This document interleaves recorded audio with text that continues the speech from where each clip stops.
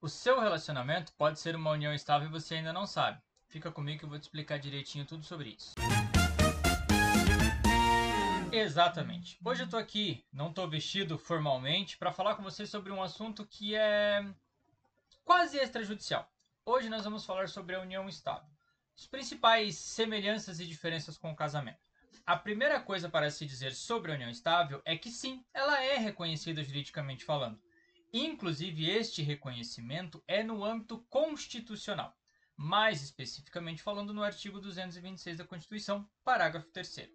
Como ele é bem rapidinho, eu vou ler ele para vocês aqui, como ele está escrito na Constituição. Artigo 226. A família, base da sociedade, tem especial proteção do Estado. E, para efeito da proteção do Estado, é reconhecida a união estável entre o homem e a mulher, como entidade familiar, devendo a lei facilitar sua conversão em casamento. Bom, pessoal, esse foi o artigo 226. Ele foi regulamentado posteriormente pela Lei 9.278, lá de 96. Essa lei ela é um pouco mais longa, então eu vou trazer para vocês um resumo do que ela diz. Basicamente, ela reconhece a união estável entre homem e mulher, desde que seja pública, contínua e com a intenção de constituir família. Essa lei ainda afirma que os conviventes têm o direito e dever ao respeito, assistência moral, material de forma mútua, ou seja, um para o outro. O casal ele precisa ser respeitoso um com o outro, ele precisa dar assistência moral e material para o outro. Ainda, essa lei obriga os conviventes a zelar pela guarda e sustento e educação dos filhos. Filhos é filhos, né, pessoal? Casamento ou união estável, a obrigação dos pais ainda persiste. Essa lei ainda deixa claro que os bens adquiridos durante a união estável são sim de propriedade dos dois em partes iguais, a menos claro que tenha um acordo prévio entre as partes. Mais para frente no vídeo eu vou falar mais um pouquinho sobre isso. Claro, a união estável tem duas formas de ser constituída. A primeira, pouco utilizada pelos brasileiros, é a união estável formalizada. Como que se dá isso? O casal vai até um tabelionato e constitui uma escritura pública de união estável. Esse documento, ele formaliza a união estável e ele traz alguns detalhezinhos que eu vou falar mais para frente também, que tem a ver com o regime de bens e o patrimônio do casal. E a outra forma, mais comum no Brasil, é a união estável de fato, ou seja, quando duas pessoas convergem em sua vida para o bem comum. Sabe, aquele casal que moram separados, mas juntam a vida financeira para, por exemplo, comprar um apartamento ou comprar um carro? União estável detectada. E muitos outros exemplos que podem constituir uma união estável. Mas claro, que para que a união estável de fato tenha validade jurídica, ela precisa ser formalizada com a escritura pública, que eu falei agora há pouco, ou por meio de uma ação de reconhecimento de união estável. Essa ação, ela pode ser proposta junto com a dissolução, que daí a gente chama de ação de reconhecimento e dissolução de união estável, que também pode falar sobre a guarda das crianças, alimentos e outros detalhes correlatos à dissolução da união estável. E ela pode ser inclusive pós-morte. Para, por exemplo, quando o casal em união estável e uma das partes morre, para que seja feita a partilha de bens, eventualmente uma pensão alimentícia.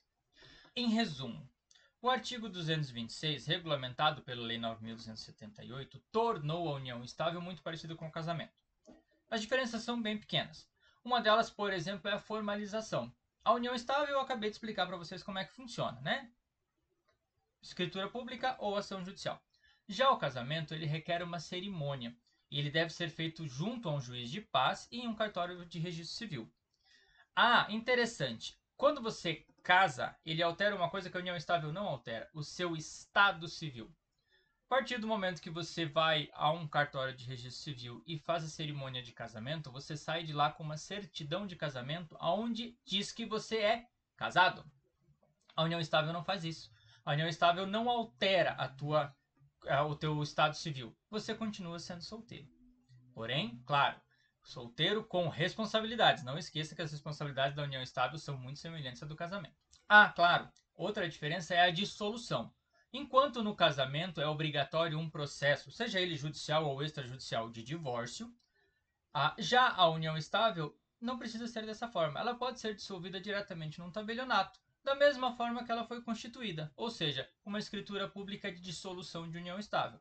Claro, para que isso aconteça, precisa ser consensual e não ter filhos menores para que não seja discutido guarda e alimentos. Se não for consensual ou tiver filhos menores que tenha que ser discutido guardas e alimentos, a gente se obriga a ir para um processo judicial. Reconhecimento e dissolução de união estável com regulamentação dos assuntos correlatos às crianças.